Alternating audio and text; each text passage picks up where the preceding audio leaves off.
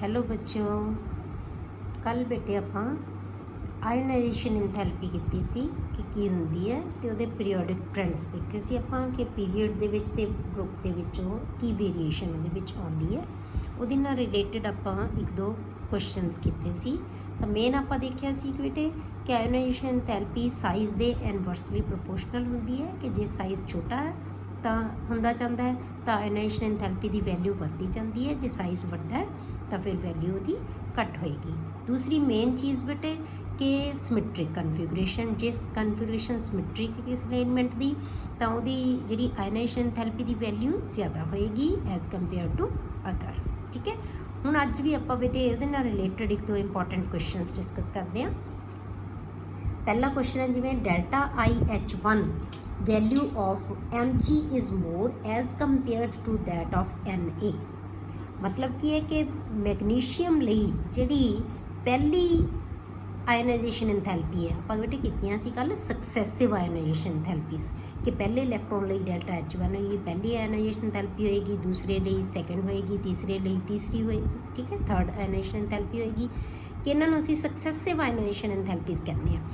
तो ये मैगनीशियम वास्ते जिहड़ी डेल्टा H1 है वो की है ज़्यादा होंदी है as compare to that of sodium. ठीक है, पर जिहड़ी डेल्टा H2 है मैगनीशियम लई वो सोडियम नालों घट होंदी है। इनू आपां एक्सप्लेन करना है। ठीक है, ये वास्ते आपां की है बेटे दोनों की कन्फिगरेशन देखांगे। सोडियम की है Z11 होंदा है एटॉमिक नंबर, यदी कन्फिगरेशन की है बेटे Ne10 पहला Ne दी 1s2 जे आपां लैंदे हां 1s2 2s2 2p6 तो 10 इलैक्ट्रॉन Ne दे होंदे आ, 10 Ne 3s1 आ गया, 11 इलैक्ट्रॉन्स हो गए। इवें असीं मैगनीशियम की कन्फिगरेशन लिख ली। तो ये जो असीं इलैक्ट्रॉन रिमूव करांगे बेटे, हुण असीं पहलां डेल्टा H1 लैंदे आ, दोनों चों एक इलैक्ट्रॉन रिमूव करते हैं तो साडे कोल इहदी कन्फिगरेशन की रह जाती है नियोन वाली कन्फिगरेशन, जिवें 1s2 2s2 एंड 2p6। मतलब की है कि ये इलैक्ट्रॉन का आ शैल वैलेंस शैल है जिहड़ा वो खत्म हो गया, यदि हुण स्टेबल कन्फिगरेशन होगी। ये चों इलैक्ट्रॉन जो असीं रिमूव किया इवें हुण असीं इहदे चों देखते हैं। जो असीं एक इलैक्ट्रॉन रिमूव करांगे बेटे तो उदों की है Mg पॉजिटिव बन गया। ये असीं इलैक्ट्रॉन रिमूव किया 3s2 चों। हुण ये की है एक स्टेबल कन्फिग फुली फिल्ड है, स्टेबल कन्फिगरेशन है। तो ये इलैक्ट्रॉन रिमूव करना ये नालों की होएगा बेटे औखा होएगा। इस करके ये आयोनाइजेशन एंथैल्पी है जी डेल्टा H1 है वो की है ज़्यादा होएगी एज कंपेयर टू सोडियम। ठीक है, हुण आप दूसरा देखते हैं। अपना क्वेश्चन की है कि सैकेंड आयनाइजेशन एंथैल्पी जिहड़ी इहदी घट होंदी है, इहदी ज़्यादा होंदी है। सोडियम की ज़्यादा होंदी है, मैगनीशियम की घट होंदी है। हुण आप देखते हैं दूसरा इलैक्ट्रॉन जो असीं रिमूव करांगे।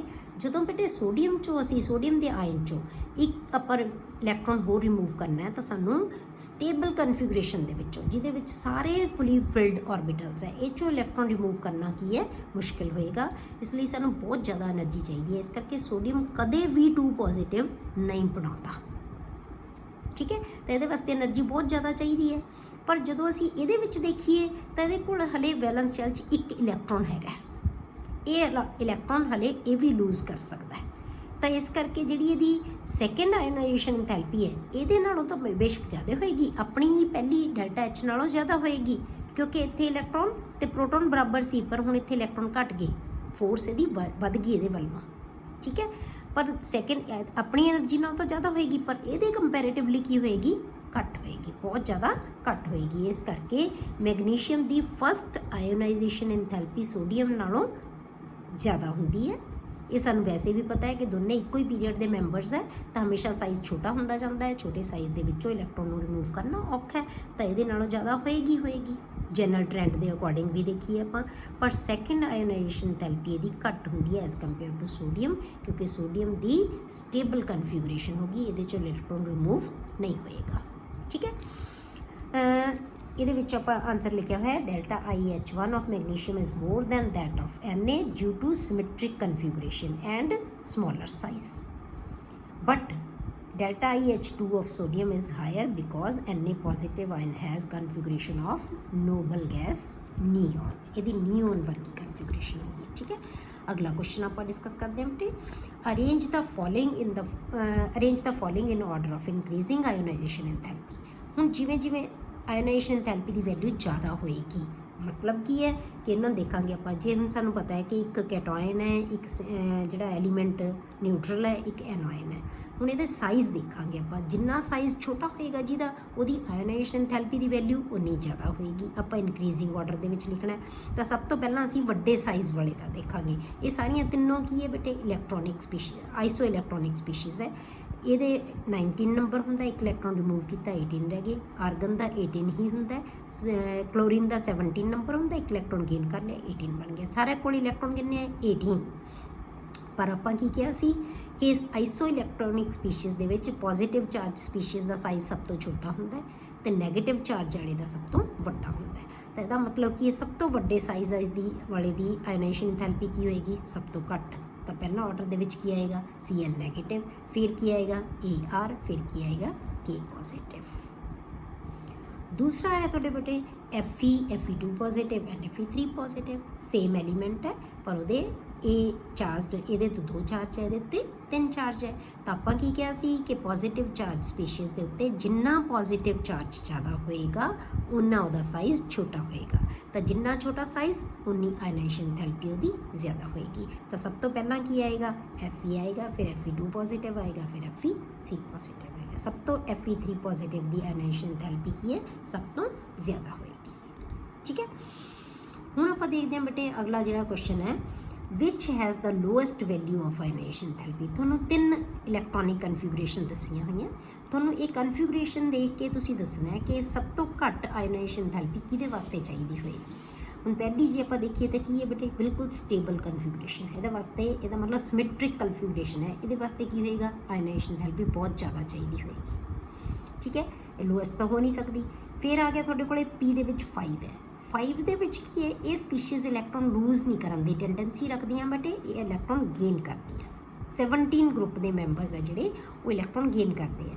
ਤਾਂ ਅਗਲਾ ਦੇਖੀਏ ਆਪਾਂ ਤਾਂ ਕੰਪੇਅਰ ਕਰਨਾ ਹੈ। ਜੇ ਨੈਕਸਟ ਦੇਖੀਏ ਤਾਂ ਕੀ ਆਏਗਾ 3s1, ਇਹਦਾ ਮਤਲਬ ਵੈਲੈਂਸ ਸ਼ੈਲ ਦੇ ਵਿੱਚ ਇੱਕ ਹੀ ਇਲੈਕਟ੍ਰੋਨ ਹੈ, ਪਹਿਲੇ ਗਰੁੱਪ ਦਾ ਮੈਂਬਰ ਹੈ। ਤਾਂ ਇਹਨਾਂ ਦੀ ਟੈਂਡੈਂਸੀ ਹੁੰਦੀ ਹੈ ਕਿ ਬਹੁਤ ਆਸਾਨੀ ਨਾਲ ਇਲੈਕਟ੍ਰੋਨ ਲੂਜ਼ ਕਰ ਦਿੰਦੇ ਆ। ਜਦੋਂ ਇੱਕੋ ਹੀ ਇਲੈਕਟ੍ਰੋਨ ਹੋਵੇ ਨਾ ਵੈਲੈਂਸ ਸ਼ੈਲ 'ਚ ਤਾਂ ਉਹਦੀ ਟੈਂਡੈਂਸੀ ਬਹੁਤ ਹੁੰਦੀ ਹੈ ਕਿ रिमूव कर दे। जो रिमूव हो जाएगा तो एक शैल खत्म हो जाता है बेटे वो, तो वो स्टेबिलिटी की होएगी बहुत ज़्यादा बढ़ जाएगी। तो इस करके इलैक्ट्रॉन बहुत ईजीली लूज करता है। जी ईजीली इलैक्ट्रॉन दे सकते हैं उन्होंने एंथैल्पी की होएगी सब तो घट होएगी। इसका मतलब लोएस्ट वैल्यू आयनाइजेशन एंथैल्पी की है 3rd नंबर। क्लियर। हुण बेटे आपां अगला जिहड़ा है प्रॉपर्टी वो डिस्कस करते हैं। अगली है इलैक्ट्रॉन गेन एंथैल्पी। अगली जी प्रॉपर्टी वो है इलैक्ट्रॉन गेन एंथैल्पी। हुण इलैक्ट्रॉन गेन एंथैल्पी किनूं कहने बेटे आपां ये आयोनाइजेशन एंथैल्पी का बिल्कुल उल्ट हो गया। उहदे विच आपां की किया सी जिहड़ी आयोनाइजेशन एंथैल्पी की सी इलैक्ट्रॉन नूं लूज करन लई, इलैक्ट्रॉन नूं रिमूव करन लई जिन्नी एनर्जी रिक्वायर्ड सी। हुण ये की है बेटे जदों असीं इलैक्ट्रॉन ऐड करते हैं किसी आइसोलेटेड गैसियस एटम दे विच सेम होएगा, पर वो जो असीं रिमूव किया सी इहदे च असीं ऐड करांगे उदों जिन्नी एनर्जी चेंज आती है। हुण असीं इहदे विच एनर्जी चेंज लिखते हैं, इहदे च एनर्जी रिक्वायर्ड या एनर्जी लॉस जिहड़ी लूज की है या रिलीज़ नहीं लिखते असीं। ठीक है, एनर्जी वैसे ये की हुंदा है आम तौर पर जो एलीमेंट दे विचों असीं दी गैसीयस एटम च इलैक्ट्रॉन ऐड करते हैं तो एनर्जी रिलीज़ होंदी है, पर असीं रिलीज़ नहीं करते क्योंकि हमेशा रिलीज़ नहीं होंदी, कदे किसी वारी रिलीज़ होंदी है, किसी वारी सानूं एनर्जी देनी पैंदी है या रिक्वायर्ड होंदी है। ठीक है, तो आप इत्थे एंथैल्पी चेंज कवांगे दी definition the enthalpy change when a gaseous atom gains an extra electron to form an anion. उदों कैटोइन बनाया सी आयनाइजेशन एंथैल्पी नाल इलैक्ट्रॉन लूज किया सी, इत्थे इहने की कीता है इलैक्ट्रॉन गेन किया है।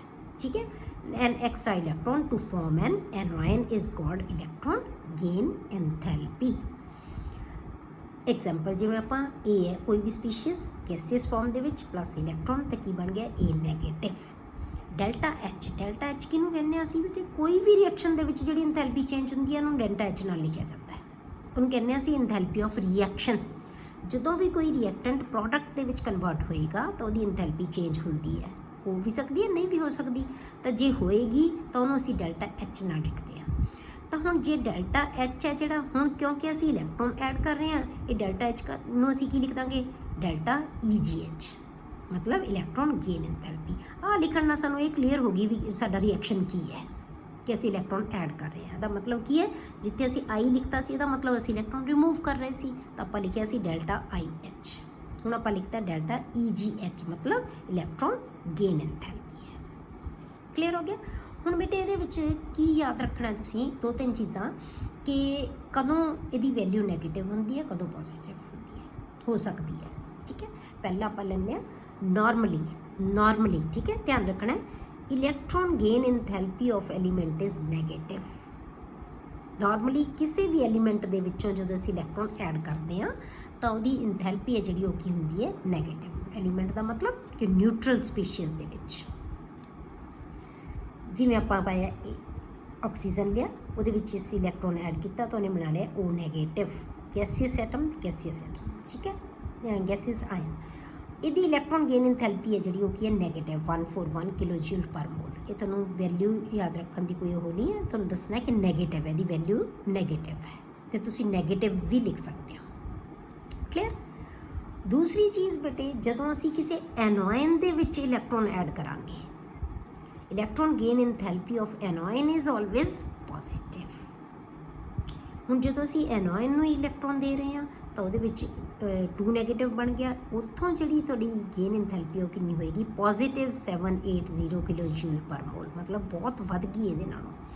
क्योंकि दूसरा इलैक्ट्रॉन देना बेटे की है बहुत मुश्किल होएगा। इलैक्ट्रॉन का क्राउड हो जाता है उत्थे, जिन्ने इलैक्ट्रॉन उहदे कोले हो सकते सी उस स्पीशीज़ दे, क्योंकि न्यूक्लीयर चार्ज के अकॉर्डिंग होंदी है। क्योंकि अंदर न्यूक्लीयर ने उन्होंने फोर्स ऑफ अट्रैक्शन है जी उहदे ते भी डिपेंड करता है कि कितना चार्ज है। हुण इलैक्ट्रॉन प्रोटॉन तो उन्ने ही रहने हैं न्यूक्लियस दे विच, पर इलैक्ट्रॉन की हो गए वध गए। हुण पहलां तां असीं एक इलैक्ट्रॉन वध गया, हुण असीं एक होर देता तो उन्होंने की है एडजस्ट करना औखा होंदा है। तो उन्होंने ऐड करन वास्ते उहदे वास्ते उहदी रिपल्शन नूं रिमूव करन वास्ते या ओवरकम करन वास्ते सानूं एनर्जी है जिहड़ी ओह देनी पेगी। ठीक है, energy is needed to overcome repulsion between electrons. क्योंकि एक्सट्रा असीं इलैक्ट्रॉन ऐड करी जावांगे तो फिर उन्हां 'च रिपल्शन होएगी, तो वो रिपल्शन नूं ओवरकम करन वास्ते सानूं एक्सट्रा एनर्जी रिक्वायर्ड होंदी है, देनी पैंदी है। तो उन्होंने असीं की कहांगे कि उहदी जिहड़ी इंथैल्पी है सेकंड, मतलब ये कह सकते हो तुसीं सेकंड गेन इंथैल्पी है। जे आप सक्सैसिव पढ़ीए तो second electron gain enthalpy is always positive, वो कदे भी नैगेटिव नहीं होएगी। ठीक है, फर्स्ट नैगेटिव हो सकती है, ये भी ज़रूरी नहीं हो सकती है, आम तौर पर आप नॉर्मली क्या है। ठीक है, पर सेकंड हमेशा पॉजिटिव होएगी, ये हमेशा होएगी। तीसरी चीज़ आप याद रखनी है बेटे, electron gain enthalpy of elements with symmetric electronic configuration is always positive. J symmetric configuration है ना किसी भी एलीमेंट की, तो वो जो असीं इलैक्ट्रॉन होर ऐड करना है तो फिर की होएगा, ਉਹਦੇ ਵਿੱਚ इलैक्ट्रॉन एनर्जी है सानूं देनी पेगी, ਉਹਦੀ ਜਿਹੜੀ इलैक्ट्रॉन गेन एंथैल्पी है वो पॉजिटिव होएगी। जिवें आपां मैगनीशियम ले लिया, ਇਹਦੀ कन्फिगरेशन की है N10 3s2, ये फुली फिल्ड ऑर्बिटल है सारे। असीं एक इलैक्ट्रॉन होर देना चाहुंदे आ तो कित्थे जाएगा, इस तो हायर एनर्जी लैवल 3p च भेजना पेगा ना, ਉਹਦਾ लैवल हायर है। तो इलैक्ट्रॉन Mg नैगेटिव, तो जदों असीं इलैक्ट्रॉन गेन एंथैल्पी देवांगे तो की है इहदी एनर्जी कितनी है पॉजिटिव 67 किलो जूल्स पर मोल, मतलब की है पॉजिटिव है। कोई भी तुसीं जिहड़ा सिमेट्रिक कन्फिगरेशन का एलीमेंट लाओगे ना, जे तुसीं उहदे च इलैक्ट्रॉन ऐड करोगे तो उहदी एंथैल्पी हमेशा की होएगी पॉजिटिव होएगी। ठीक है, नैक्सट है बेटे सक्सैसिव इलैक्ट्रॉन गेन एंथैल्पीज़। जिवें आपां सक्सैसिव आयोनाइजेशन एंथैल्पीज़ कीतियां सी, हुण आपां करदे हां सक्सैसिव इलैक्ट्रॉन गेन एंथैल्पीज़। ठीक है, ये बिल्कुल उवें ही होणगियां कि जदों असीं एक इलैक्ट्रॉन तो वध इलैक्ट्रॉन ऐड करने हैं तो उहदे वास्ते हरेक वास्ते डिफरेंट एनर्जी है जिहड़ी वो होएगी, या रिलीज़ होएगी या देनी पेगी, कुछ भी होएगा वो डिफरेंट होएगी अमाउंट उहदी। ठीक है, if more than 1 electron are added to the gaseous atom then the electron ਅਤੇ गैसियस एटम और आयन भी कर सकते हैं आपां, then the electron gain enthalpies are called successive electron gain enthalpies. ठीक है, जिवें आप एग्जाम्पल ले ली, कोई आप एलीमेंट ले लिया X, वो आप एक इलैक्ट्रॉन ऐड किया तो उन्हें की बना लिया X नैगेटिव, तो इलैक्ट्रॉन गेन एंथैल्पी आप डेल्टा EgH1 लिखा है। ठीक है। तो फस्ट इलैक्ट्रॉन गेन एंथैल्पी इनू कहने ਅਸੀਂ फस्ट इलैक्ट्रॉन गेन एंथैल्पी। फिर ਅਸੀਂ ਕੀ ਕੀਤਾ x ਨੈਗੇਟਿਵ ਦੇ ਵਿੱਚ ਇਹਦੇ ਵਿੱਚ ਆਪਾਂ ਇੱਕ ਇਲੈਕਟ੍ਰੋਨ ਹੋਰ ਐਡ ਕੀਤਾ ਤਾਂ x2 ਨੈਗੇਟਿਵ ਬਣ ਗਿਆ, ਡੈਲਟਾ EgH2 ਬਣ ਗਿਆ ਇਹ ਸੈਕੰਡ ਇਲੈਕਟ੍ਰੋਨ ਗੇਨ ਐਂਥੈਲਪੀ। ਹੁਣ ਆਪਾਂ ਇਹਦੇ ਵਿੱਚ ਇੱਕ ਇਲੈਕਟ੍ਰੋਨ ਹੋਰ ਐਡ ਕਰਤਾ ਤਾਂ ਇਹ ਕੀ ਬਣ ਗਿਆ x3 ਨੈਗੇਟਿਵ ਹੋ ਗਿਆ ਤਾਂ ਇਹਨੂੰ ਕਹਿੰਦੇ ਆ ਡੈਲਟਾ EgH3 ਜਾਂ delta HEG3 third electron gain enthalpy. ਇਹਨਾਂ ਨੂੰ ਅਸੀਂ ਸਕਸੈਸਿਵ ਇਲੈਕਟ੍ਰੋਨ ਗੇਨ ਐਂਥੈਲਪੀਜ਼ ਕਹਿ ਦਿੰਦੇ ਹਾਂ। ਤਾਂ ਹੁਣ ਜਿਹੜੀ ਪਹਿਲੀ ਐਂਥੈਲਪੀ ਹੈ ਬੇਟੇ ਇਹ ਨੈਗੇਟਿਵ ਹੋ ਸਕਦੀ ਹੈ, ਨਾਰਮਲੀ ਕਿਹਾ ਸੀ ਆਪਾਂ ਹਮੇਸ਼ਾ ਨਹੀਂ, ਕਿਉਂਕਿ ਸਿਮੈਟ੍ਰਿਕ ਕਨਫੀਗਰੇਸ਼ਨ 'ਚ ਇਹ ਵੀ ਨੈਗੇਟਿਵ ਨਹੀਂ ਹੋਏਗੀ, ਇਹ ਨੈਗੇਟਿਵ ਹੋਏਗੀ। ਇਹ ਦੋ ਹੈ ਜਿਹੜੀਆਂ ਜਾਂ ਜਿੰਨੀਆਂ ਵੀ ਐਂਥੈਲਪੀਜ਼ ਹੈ ਉਹ ਕਦੇ ਵੀ ਨੈਗੇਟਿਵ ਨਹੀਂ ਹੋਣਗੀਆਂ, ਉਹ ਆਲਵੇਜ਼ ਪੋਜ਼ਿਟਿਵ ਹੋਣਗੀਆਂ। ਇਸ ਗੱਲ ਨੂੰ ਯਾਦ ਰੱਖਣਾ ਹੈ। ਪਰ ਬੇਟੇ ਇੱਕ ਜਨਰਲੀ ਤੁਸੀਂ ਯਾਦ ਰੱਖਣਾ ਹੈ ਕਿ ਜਦੋਂ ਵੀ ਅਸੀਂ ਇਲੈਕਟ੍ਰੋਨ ਗੇਨ ਐਂਥੈਲਪੀ ਦੀ ਗੱਲ ਕਰਾਂਗੇ ਨਾ ਉਹ ਆਪਾਂ ਆਮ ਤੌਰ 'ਤੇ ਜਿਹੜੀ ਹੈਗੀ ਹੈ ਉਹ ਫਸਟ ਇਲੈਕਟ੍ਰੋਨ ਗੇਨ ਐਂਥੈਲਪੀ ਬਾਰੇ ਹੀ ਕਹਾਂਗੇ ਆਪਾਂ, ਠੀਕ ਹੈ। ਉਹਨੂੰ ਆਪਾਂ ਨੈਗੇਟਿਵ ਵੈਲਿਊ ਬਣ ਕੇ ਹੀ ਚੱਲਾਂਗੇ। Usually the term electron gain enthalpy delta EgH means the first electron gain enthalpy. ਜਿੱਥੇ ਵੀ ਆਪਾਂ ਡੈਲਟਾ EgH ਲਿਖਾਂਗੇ ਇਹਨੂੰ ਆਪਾਂ ਫਸਟ ਗੇਨ ਐਂਥੈਲਪੀ ਹੀ ਮੰਨ ਕੇ ਚੱਲਾਂਗੇ, ਠੀਕ ਹੈ। ਸਪੋਜ਼ ਆਪਾਂ ਇਹਨੂੰ ਇਹੀ ਕਰਾਂਗੇ। ਹੁਣ ਬੇਟੇ ਆਪਾਂ ਦੇਖਣਾ ਇਹਦਾ ਪੀਰੀਓਡਿਕ ਟ੍ਰੈਂਡ ਕੀ ਹੈ, ਪੀਰੀਓਡਿਸਿਟੀ ਇਨ ਇਲੈਕਟ੍ਰੋਨ ਗੇਨ ਐਂਥੈਲਪੀ। ਪਹਿਲਾਂ ਆਪਾਂ ਦੇਖਦੇ ਹਾਂ ਪੀਰੀਅਡ ਦੇ ਵਿੱਚ, ਫਿਰ ਆਪਾਂ ਦੇਖਾਂਗੇ ਗਰੁੱਪ ਦੇ ਵਿੱਚ। ਪੀਰੀਅਡ ਦੇ ਵਿੱਚ ਜੇ ਆਪਾਂ ਦੇਖੀਏ ਗੇਨ ਐਂਥੈਲਪੀ ਤਾਂ ਇਹ ਕੀ ਹੈ, electron gain enthalpy increases from left to right in a period. ਮਤਲਬ ਕੀ ਹੈ, ਹੁਣ ਆਪਾਂ ਕੀ ਕਿਹਾ ਸੀ ਆਪਾਂ ਨੈਗੇਟਿਵ ਵੈਲਿਊ ਮੰਨਣਾ ਇਹਨੂੰ, ਤਾਂ ਹੁਣ ਆਪਾਂ ਇੱਥੇ ਨੈਗੇਟਿਵ ਵੈਲਿਊ ਹੀ ਮੰਨਾਂਗੇ ਕਿ ਜਦੋਂ ਅਸੀਂ ਲੈਫਟ ਟੂ ਰਾਈਟ ਪੀਰੀਅਡ ਦੇ ਵਿੱਚ ਜਾਂਦੇ ਹਾਂ ਤਾਂ ਇਲੈਕਟ੍ਰੋਨ ਗੇਨ ਐਂਥੈਲਪੀ ਦੀ ਵੈਲਿਊ ਇਨਕਰੀਜ਼ ਹੁੰਦੀ, ਨੈਗੇਟਿਵ ਵੈਲਿਊ ਇਨਕਰੀਜ਼ ਹੁੰਦੀ ਜਾਂਦੀ ਹੈ। ਇਹ ਕਹਿਣਾ ਆਪਾਂ ਨੈਗੇਟਿਵ ਵੈਲਿਊ ਇਨਕਰੀਜ਼ ਹੁੰਦੀ ਜਾਂਦੀ ਹੈ। ਮਤਲਬ ਕੀ ਹੈ ਕਿ ਜਿੱਧਰੋਂ ਆਪਾਂ ਲੈਫਟ ਸਾਈਡ ਤੋਂ ਸ਼ੁਰੂ ਕਰਾਂਗੇ ਇਹਦੀ ਨੈਗੇਟਿਵ ਵੈਲਿਊ ਵੱਧਦੀ ਜਾਏਗੀ। 17 ਗਰੁੱਪ 'ਤੇ ਜਾ ਕੇ ਬੇਟੇ ਇਹਦੀ ਵੈਲਿਊ ਮੈਕਸਿਮਮ ਹੋ ਜਾਂਦੀ ਹੈ ਨੈਗੇਟਿਵ ਵੈਲਿਊ। 18 'ਤੇ ਜਾ ਕੇ ਫਿਰ ਕੀ ਹੈ ਬਹੁਤ ਜ਼ਿਆਦਾ ਇਹ ਪੋਜ਼ਿਟਿਵ ਆ ਜਾਏਗੀ। ਕਿਉਂਕਿ ਅਸੀਂ ਸਟੇਬਲ ਕਨਫੀਗਰੇਸ਼ਨ ਜਿੱਥੇ 18 ਗਰੁੱਪ ਹੈ ਉੱਥੇ ਸਾਰੇ ਦੇ ਸਾਰੇ ਆਰਬਿਟਲ ਕੀ ਹੋਣਗੇ ਬੇਟੇ ਫੁੱਲੀ ਫਿਲਡ। ਉਹਨਾਂ ਦੇ ਵਿੱਚ ਅਸੀਂ ਇਲੈਕਟ੍ਰੋਨ ਨੂੰ ਐਡ ਨਹੀਂ ਕਰ ਸਕਦੇ, ਨਾ ਰਿਮੂਵ ਕਰ ਸਕਦੇ ਹਾਂ ਨਾ ਐਡ ਕਰ ਸਕਦੇ ਹਾਂ। ਉਹਨਾਂ ਦੀ ਆਇਓਨਾਈਜੇਸ਼ਨ ਐਂਥੈਲਪੀ ਬਹੁਤ ਜ਼ਿਆਦਾ ਹੁੰਦੀ ਹੈ ਤਾਂ ਇਹਦੀ ਜਿਹੜੀ ਇਲੈਕਟ੍ਰੋਨ ਗੇਨ ਐਂਥੈਲਪੀ ਹੈ ਉਹਦੀ ਵੀ ਵੈਲਿਊ ਜਿਹੜੀ ਹੈਗੀ ਹੈ ਉਹ ਨੈਗੇਟਿਵ ਨਹੀਂ ਹੋਏਗੀ, ਪੋਜ਼ਿਟਿਵ ਉਹ ਵੀ ਸਾਨੂੰ ਦੇਣੀ ਪਏਗੀ। ਜੇ ਅਸੀਂ ਕੱਢਣਾ ਵੀ ਇਲੈਕਟ੍ਰੋਨ ਚਾਹੇ ਐਡ ਕਰਨਾ, ਦੋਵਾਂ ਥਾਵਾਂ 'ਤੇ ਰਿਕੁਆਇਰਡ ਐਨਰਜੀ ਹੋਏਗੀ ਅਤੇ ਉਹਦੀ ਅਮਾਊਂਟ ਬਹੁਤ ਜ਼ਿਆਦਾ ਹੋਏਗੀ, ਠੀਕ ਹੈ। ਤਾਂ 17 ਗਰੁੱਪ ਦੀ ਆਪਾਂ ਨੂੰ ਮੰਨਾਂਗੇ ਸਭ ਤੋਂ ਜ਼ਿਆਦਾ ਜਿਹੜੀ ਇਲੈਕਟ੍ਰੋਨ ਗੇਨ ਐਂਥੈਲਪੀ ਨੈਗੇਟਿਵ ਵੈਲਿਊ ਕਿਹਦੀ ਹੁੰਦੀ ਹੈ 17 ਗਰੁੱਪ, ਜਿਹਨੂੰ ਅਸੀਂ ਹੈਲੋਜਨਸ ਕਹਿ ਦਿੰਦੇ ਹਾਂ, ਠੀਕ ਹੈ।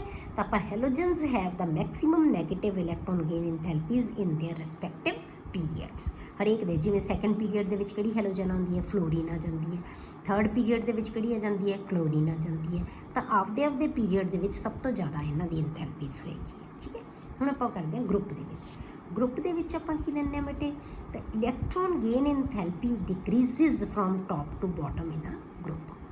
ਬੇਟੇ ਯਾਦ ਰੱਖਣੀ ਹੈ ਕੋਈ ਵੀ ਪ੍ਰੋਪਰਟੀ ਦੀ ਵੈਲਿਊ ਹੈ ਨਾ ਜਿਹੜੀ ਜੇ ਪੀਰੀਅਡ 'ਚ ਵੱਧ ਰਹੀ ਹੈ ਤਾਂ ਉਹ ਅੰਡਰਸਟੂਡ ਹੈ ਕਿ ਉਹ ਗਰੁੱਪ ਦੇ ਵਿੱਚ ਘਟੇਗੀ, ਜੇ ਗਰੁੱਪ ਦੇ ਵਿੱਚ ਵੱਧ ਰਹੀ ਹੈ ਤਾਂ ਪੀਰੀਅਡ 'ਚ ਘਟੇਗੀ, ਉਲਟ ਹੋਏਗੀ। ਜੇ ਹੁਣ ਆਪਾਂ ਇੱਕ ਨੂੰ ਯਾਦ ਰੱਖ ਲਿਆ ਦੂਜਾ ਦਾ ਆਪਣੇ ਆਪ ਹੀ ਯਾਦ ਰਹਿਣਾ ਹੈ, ਠੀਕ ਹੈ।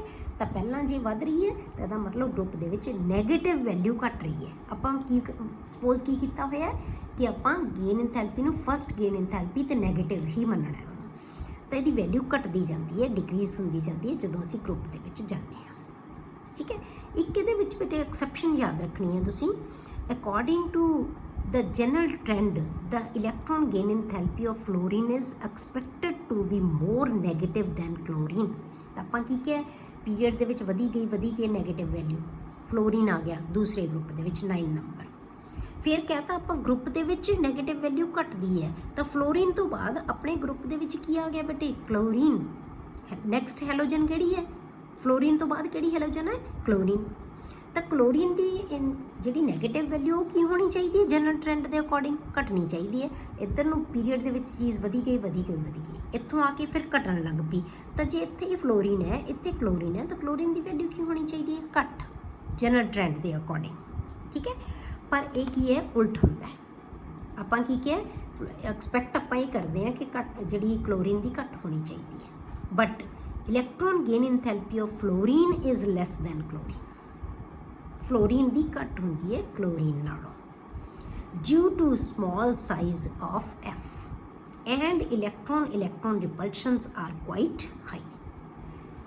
ਇਹਦਾ मतलब की है कि क्यों जी नैगेटिव वैल्यू घट होंगी है क्लोरीन नालों, मतलब मैक्सीमम वैल्यू है जी इलैक्ट्रॉन गेन इंथैल्पी की वो क्लोरीन की होंगी है। जो क्लोरीन च ऐड करते हैं ना उदों मैक्सीमम नैगेटिव वैल्यू होंगी है।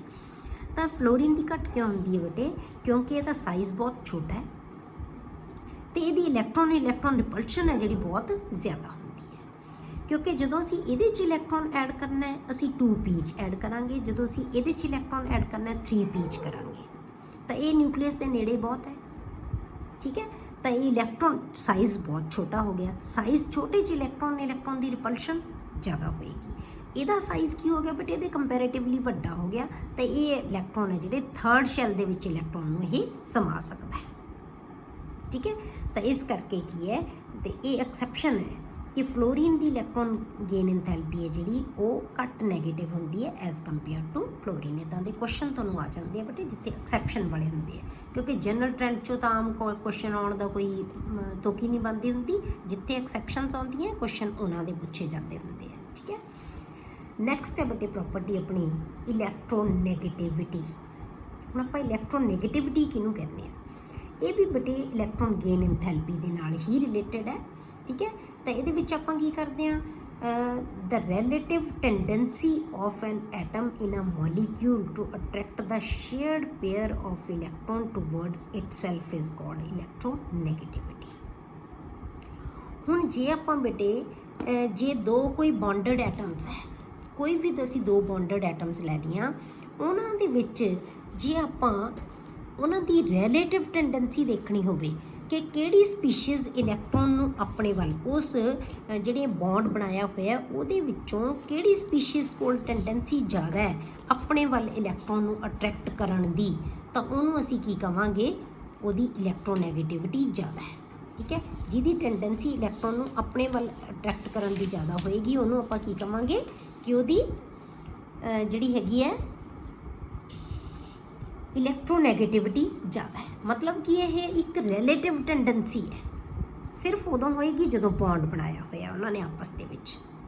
ठीक है, तो जो भी कोई सपोज करो दो स्पीशीज़ है, हाइड्रोजन ने आपस च बॉन्ड बनाया होया है, तो दोनों की इलैक्ट्रोनैगेटिविटी की होएगी बराबर होएगी क्योंकि सेम एलीमेंट है। पर जे एलीमेंट डिफरेंट हो, एच ने Cl नाल बना लिया, तो एक स्पीशीज़ की टेंडेंसी है कि अपने वालों इलैक्ट्रॉन को खिंच लेगा, तो उन्होंने असी इलैक्ट्रोनैगेटिविटी है। तो क्लोरीन की टेंडेंसी हैगी है क्योंकि वो को 5 इलैक्ट्रॉन होंगे वैलेंस शैल च, वो अपने वाल खिंचेगा। ये तेनों ज़्यादा चीज़ां बेटे उदों समझ आउणगियां नैक्सट चैप्टर के विच जदों आपां atomic structure sorry chemical bonding करांगे, उहदे विच ये बहुत डिटेल्स तुहानूं आ जाणीआं। ठीक है, तो उन्होंने असी इलैक्ट्रोनैगेटिविटी कहते हैं। ये relative tendency of an atom in a molecule to attract the shared pair of electron towards itself is called electronegativity.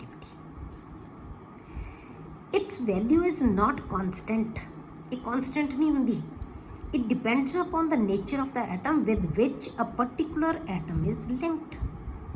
हुण हाइड्रोजन मैं क्या सी हाइड्रोजन नाल बन्निया होया तो उत्थे इलैक्ट्रोनैगेटिविटी की है सेम है दोनों की, पर हुण हाइड्रोजन नूं आपां क्लोरीन नाल अटैच करता, उत्थे उहदी इलैक्ट्रोनैगेटिविटी की होगी क्लोरीन की ज़्यादा है हाइड्रोजन की घट है। ठीक है, डिपेंड करता है कि किहड़ी एटम दे नाल बॉन्ड होया हुआ है, कॉन्सटेंट वैल्यू नहीं होंदी, ये तो रैलेटिव है। रैलेटिव का मतलब की होंदा है कंपैरिजन किसी चीज़ नाल भी कर सकते हैं, वो डिपेंड करेगा कि जिहदे नाल असीं कंपेयर कर रहे हैं उहदे अकॉर्डिंग ही उहदी वैल्यू होएगी। ठीक है, तो कंपैरिजन वास्ते किहड़ी चीज़ लई हुई है दूजी कि असीं कंपेयर किहदे नाल कर रहे हैं।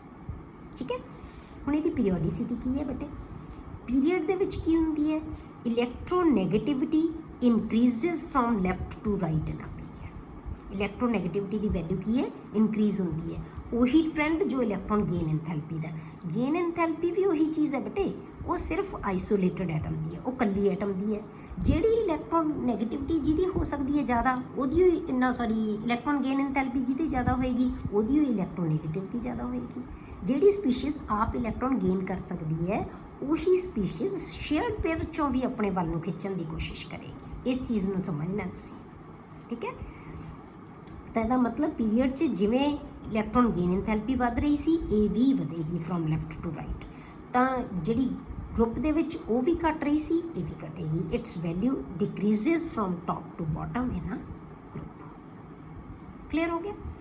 ਇਹ ਦੋ ਚੀਜ਼ਾਂ ਇਹ ਮਿਲਦੀਆਂ ਜੁਲਦੀਆਂ ਬੇਟੇ, ਇਲੈਕਟ੍ਰੋਨੈਗੇਟਿਵਿਟੀ ਤੇ ਇਲੈਕਟ੍ਰੋਨ ਗੇਨ ਇੰਥੈਲਪੀ।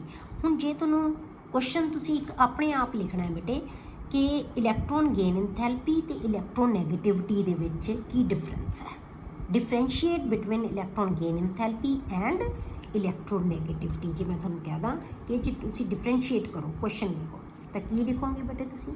ਜੇ ਆਪਾਂ ਕੁਝ ਪੁਆਇੰਟ ਇਹਦੇ ਡਿਸਕਸ ਕਰੀਏ ਤਾਂ ਆਪਾਂ ਇਹ ਕੀ ਪੁਆਇੰਟ ਆਏਗਾ। ਤੇ ਜੇ ਆਪਾਂ ਕਹਿੰਦੇ ਹਾਂ ਇਲੈਕਟ੍ਰੋਨ ਗੇਨ ਇੰਥੈਲਪੀ, ਤਾਂ ਗੇਨ ਇੰਥੈਲਪੀ ਕੀ ਹੈ ਬੇਟੇ?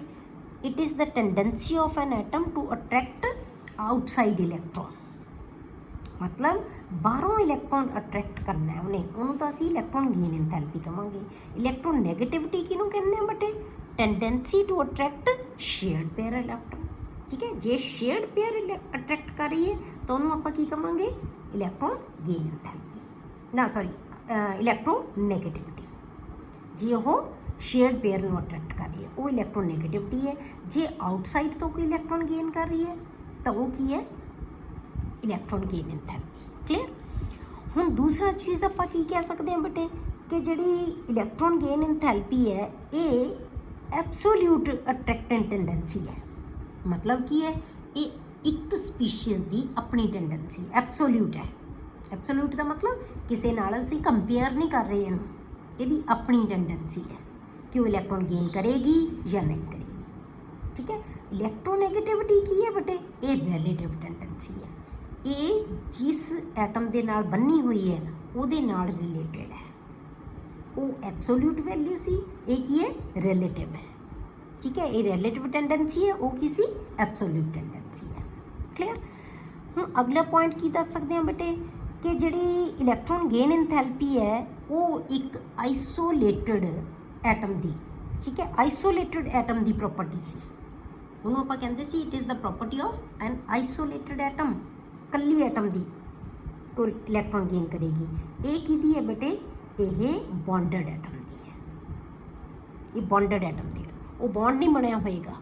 ਇਹ ਬੌਂਡਡ ਐਟਮ ਦੀ ਪ੍ਰੋਪਰਟੀ ਹੈ, ਉਹ ਕਿਹਦੀ ਸੀ? Isolated atom. ਅਗਲੀ ਚੀਜ਼ ਆਪਾਂ ਕੀ ਦੱਸ ਸਕਦੇ ਹਾਂ ਬੇਟੇ ਕਿ ਉਹਦੇ ਯੂਨਿਟ ਹੁੰਦੇ ਆ। ਠੀਕ ਹੈ, ਇਲੈਕਟ੍ਰੋਨ ਗੇਨ ਇੰਥੈਲਪੀ ਦੇ ਯੂਨਿਟ ਹੈਗੇ ਆ, ਆਪਾਂ ਕੀ ਕਹਿੰਦੇ ਹਾਂ? ਕਿਲੋ ਜੂਲਸ ਪਰ ਮੋਲ। ਆਪਾਂ ਕੀਤੀ ਸੀ ਨਾ ਕਿ ਜਿਹੜੇ ਡੈਲਟਾ H1 ਇੰਨੀ ਸੀ, ਆਪਾਂ ਕਿਹਾ ਸੀ ਆਕਸੀਜਨ ਦੀ ਕਿੰਨੀ ਸੀ? -141 ਕਿਲੋ ਜੂਲਸ ਪਰ ਮੋਲ। ਠੀਕ ਹੈ, ਆਪਾਂ ਕਿਹਾ ਸੀ ਨਾ ਯੂਨਿਟ ਉਹਦੇ ਕੀ ਹੁੰਦੇ? ਕਿਲੋ ਜੂਲਸ ਪਰ ਮੋਲ। ਪਰ ਇਹਦੇ ਕੋਈ ਯੂਨਿਟ ਨਹੀਂ ਹੁੰਦੇ ਕਿਉਂਕਿ ਇਹ ਰਿਲੇਟਿਵ ਹੈ। ਜਦੋਂ ਕੋਈ ਚੀਜ਼ ਰਿਲੇਟਿਵ ਹੁੰਦੀ ਹੈ ਉਹਦੇ ਯੂਨਿਟ ਨਹੀਂ ਹੁੰਦੇ, ਉਹ ਤਾਂ ਇੱਕ ਕੰਪੈਰੀਜ਼ਨ ਹੁੰਦਾ ਬੇਟੇ।